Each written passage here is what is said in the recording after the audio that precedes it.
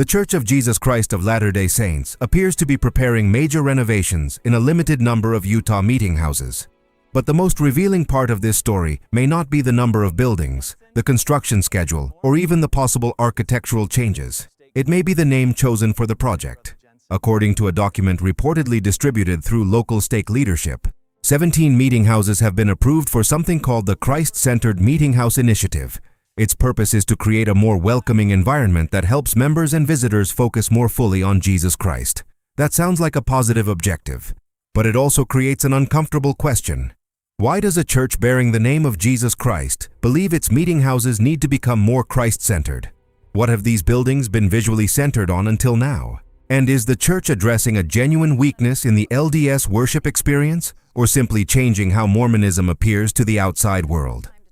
Before we examine that question, subscribe to the channel and leave a like if you appreciate balanced reporting about changes inside the church. This subject can easily become promotional or completely cynical. We will consider both what believing members may welcome and what critics believe the initiative unintentionally admits. Because architecture is never completely neutral. A building teaches before anyone reaches the pulpit. It tells visitors what matters, where authority is located, and what the congregation is expected to face. And that may explain why these 17 meeting houses matter far beyond Utah. Part 1. The question created by the church's own language.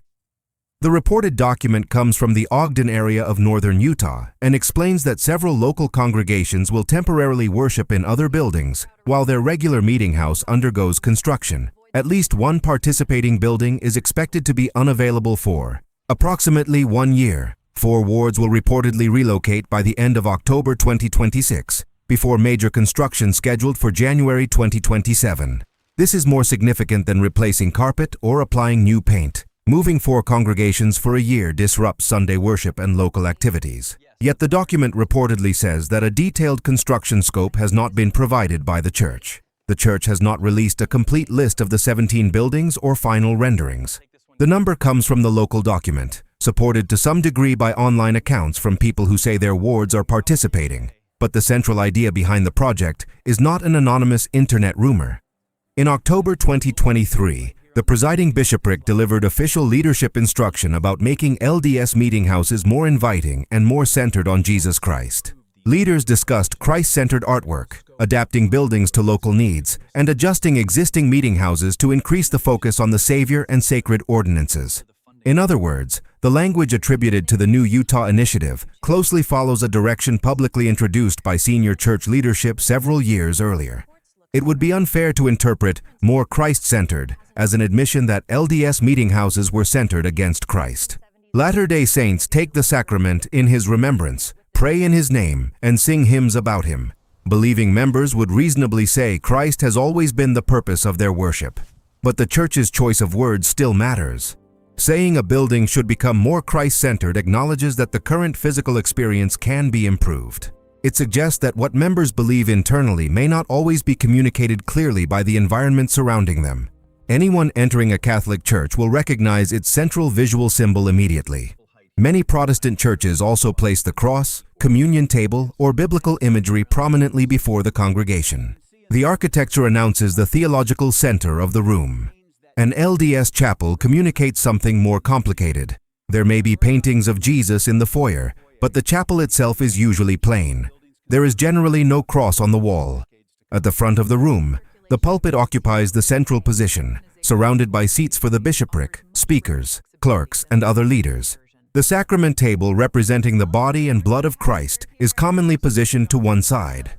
That does not prove local leaders are considered more important than Jesus. The arrangement developed through decades of standardized construction. But visually, institutional leadership and the spoken message occupy the center, while the principal weekly ordinance sits at the edge. If the church now wants its buildings to communicate something different, the most important change may not require a new doctrine. It may require moving the visual center of the chapel. Part 2. What has actually occupied the center? Architectural plans circulating online appear to show a redesigned LDS chapel with the sacrament table positioned directly beneath the pulpit, facing the center of the congregation.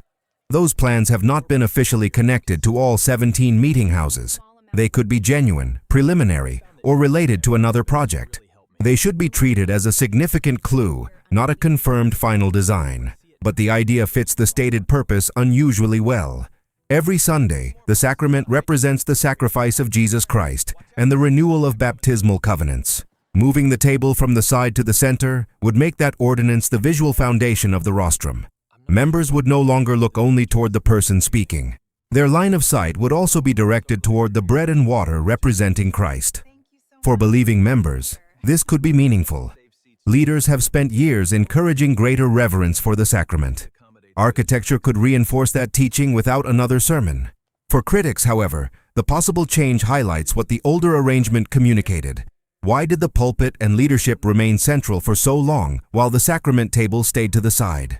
Did modern Mormon architecture unintentionally place institutional authority at the visual center of worship? That question becomes powerful because LDS culture places enormous importance on priesthood authority, prophetic leadership, and obedience to those called to preside. Messages from church presidents and modern apostles occupy a significant portion of LDS life. Again, none of this means that members do not believe in Christ.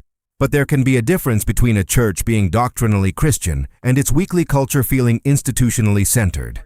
Architecture may simply have reflected that balance more honestly than anyone intended. There is also an important historical complication. A centered sacrament table would not be an invention borrowed entirely from another denomination. The Kirtland Temple contained sacrament tables positioned before its pulpits, and some older Latter-day Saint meetinghouses placed the table prominently near the center. A few 20th century chapels also used this arrangement, although it did not become the dominant modern standard. Therefore, the possible redesign can be interpreted in two ways. It may make LDS worship appear more familiar to the broader Christian world, but it may also restore an element found within Mormonism's own architectural history. Those two explanations can both be true. The Church has taken other steps to make Christ more prominent. In 2020, leaders encouraged meetinghouses to display artwork depicting the Savior. More recent music has included hymns familiar to other Christians, while public communication increasingly emphasizes the Church's full name. Supporters see a clearer declaration of what Latter-day Saints have always believed. Critics see a strategic effort to make the institution look more conventionally Christian during a period of intense online scrutiny. The redesigned meeting house sits directly between those interpretations. It could represent sincere religious emphasis, careful institutional rebranding, or a combination of both. And the possible relocation of the sacrament table is only one part of the larger question. If leaders truly want visitors to focus more fully on Christ, they must consider the entire experience of entering an LDS building.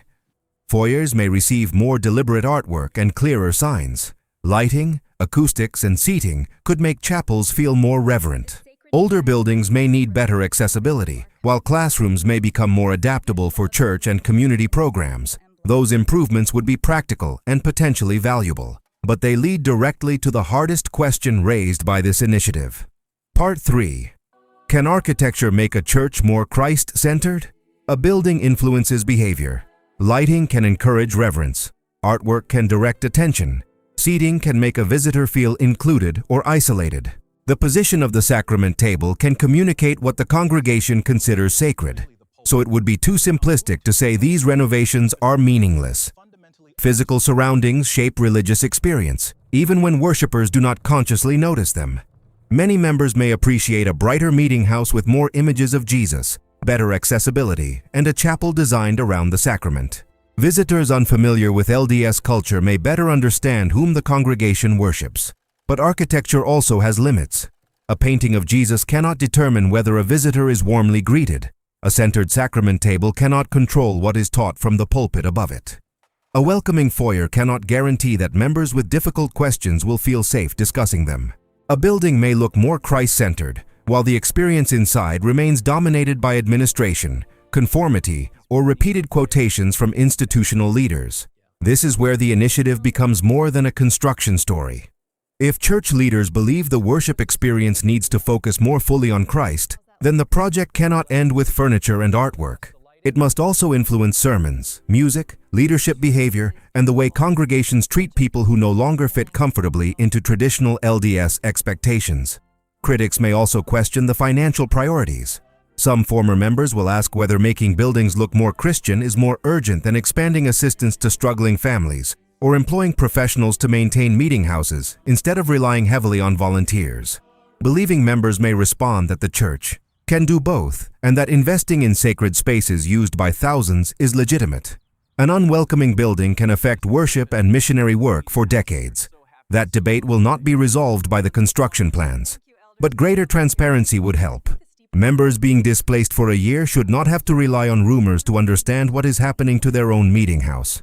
If the project is intended to improve worship, showing members the vision could invite excitement instead of suspicion. The limited number of participating buildings also suggests leaders may be testing more than construction materials. They may be observing how congregations respond to a different visual identity. Do visitors feel more comfortable? Do members treat the sacrament differently? Does the building receive more community use? Does a new design change the emotional atmosphere of Sunday worship?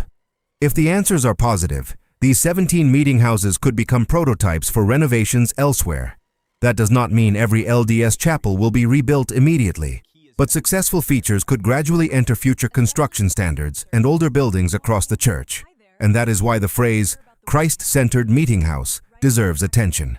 It reveals an institutional awareness that buildings communicate priorities, and that the message communicated by the old standard design may no longer be sufficient.